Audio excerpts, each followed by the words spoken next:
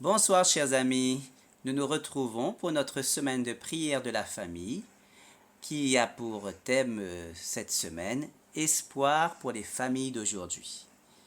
Nous sommes le jour 2, puisque c'est la semaine de prière de la famille, alors nous nous retrouvons en famille ce soir et c'est en famille que nous allons vous présenter le sujet de ce soir. Bonsoir. Bonsoir. Bonsoir. Bonsoir. Bonsoir. Bonsoir. Le sujet de ce soir, qui a pour titre Le mariage à la manière de Dieu. La Bible est pleine de bons conseils destinés à nous aider à négocier nos relations familiales et à en tirer le maximum de joie. Plus nous lirons la parole de Dieu individuellement et avec notre conjoint, plus nous serons en harmonie avec ce que Dieu désire pour nous et pour notre famille. La vérité est qu'il nous est impossible en tant qu'humains de toujours protéger l'amour du mal ou de la souffrance. Cependant, en appliquant la parole de Dieu à nos relations familiales, nous pouvons trouver la capacité d'honorer Dieu dans nos relations. Cependant, ceci ne peut avoir lieu que si nous prenons le temps d'être ensemble et de progresser ensemble par la puissance de Dieu. Le plan de Dieu pour le mariage se réalise le mieux lorsque les couples mettent en pratique un concept appelé le compte bancaire émotionnel. Ce compte ressemble à tous les autres comptes bancaires. On ne peut faire un retrait d'un compte bancaire que si celui-ci contient des fonds. Et nous savons tout ce qui arrive lorsque nous retirons plus que ce que contient notre compte bancaire. Nous nous retrouvons vite avec un découvert lorsque nous voulons faire un chèque sur ce compte. La même chose est vraie des relations conjugales. Si tout ce que nous faisons dans notre mariage, c'est prendre toujours, sans contribuer d'abord au bien-être de notre conjoint, nous ne pouvons pas nous attendre à recevoir quoi que ce soit de nos relations conjugales.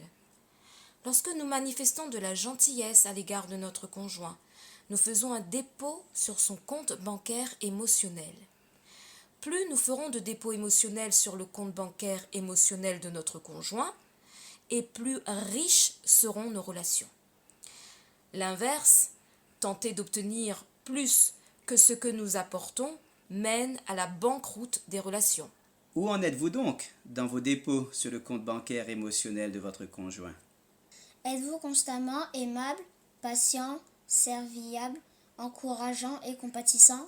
Ou bien êtes-vous cynique, impatient, critique,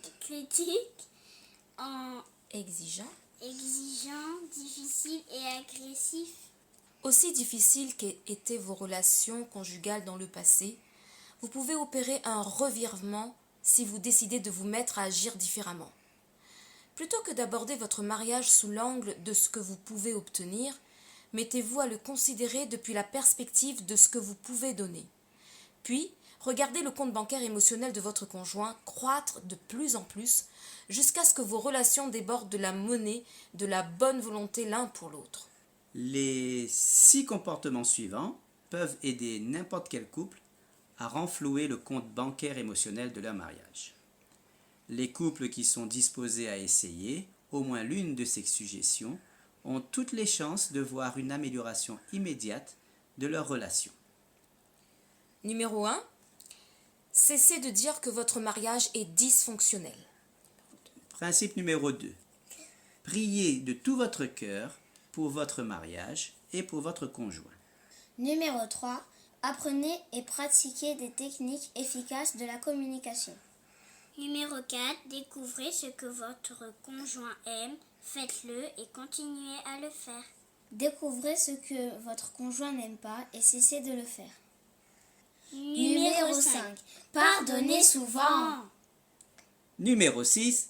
Riez beaucoup. Le mariage est en même temps impressionnant merveilleux et difficile. Impressionnant et merveilleux, parce qu'il a été conçu par notre Créateur pour que nous reflétions son image. difficile parce qu'il associe deux êtres humains défectueux, imparfaits et égoïstes qui deviennent encore plus défectueux et plus égoïstes une fois mariés. Les couples doivent faire face à cette réalité et collaborer comme équipiers et amis. Ensemble, nous devons combattre l'ennemi qui menace de détruire notre unité les uns avec les autres et notre unité avec Dieu. Échangeons maintenant en famille sur ces deux questions. Numéro 1.